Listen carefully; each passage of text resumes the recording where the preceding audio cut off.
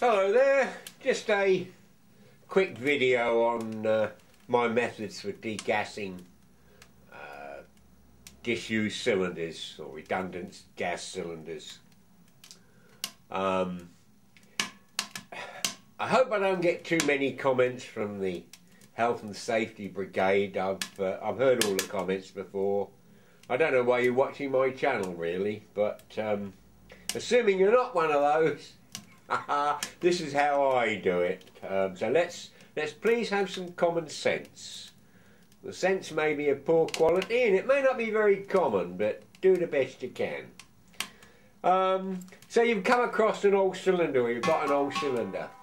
Well, first of all, the companies that produce these cylinders still own the cylinder, and they do not like you cutting them about. So anyway, why should you? In this country there's a deposit on gas cylinders, so if they're currently in use you might as well take it back and get some money on it. No point in cutting them up.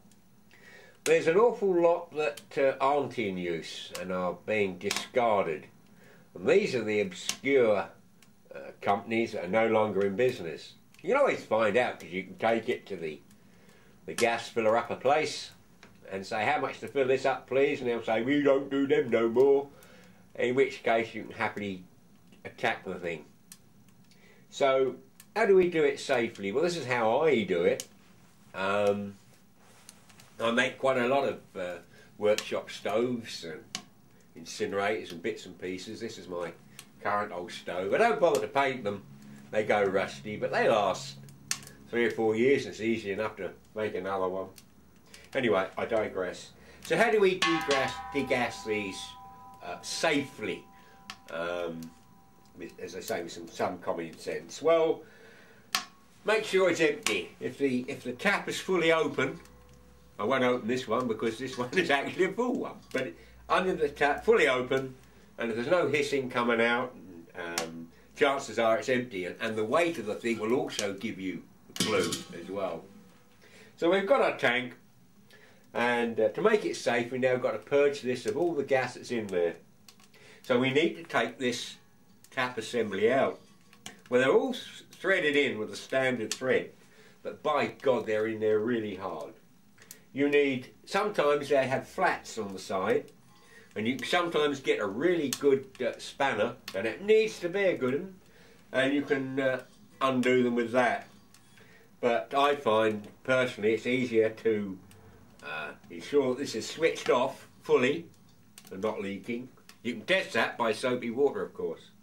And then getting a grinder, don't cut into the tank whatever you do, but cut this handle off around there to where you pick it up. So this is away and it'll expose this much better. And then using a really good pair of steel shims and a nice bar to extend the length of the, extend the length of them. You do this outside while you're not smoking, of course, and some really hefty blows. You can unscrew this fitting. Once it's done about a half a turn or so, it's quite easy to tap round.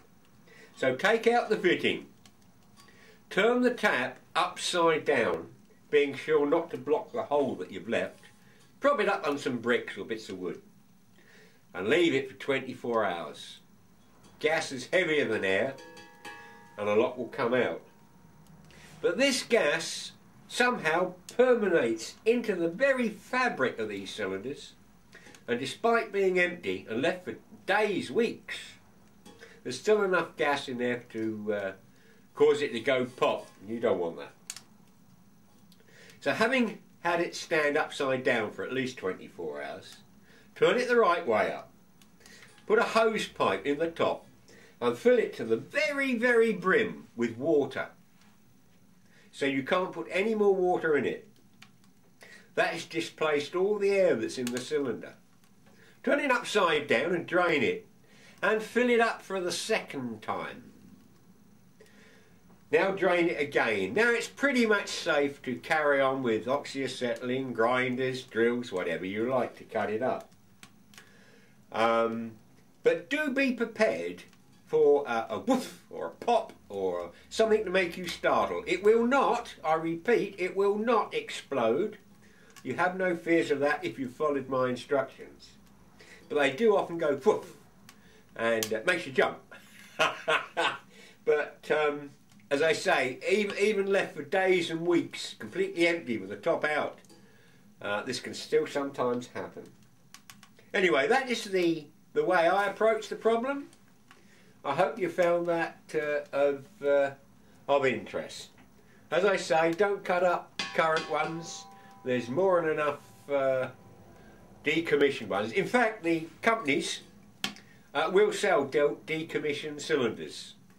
But hey, who wants to spend money? Well, poor old chap don't. Hope that helps.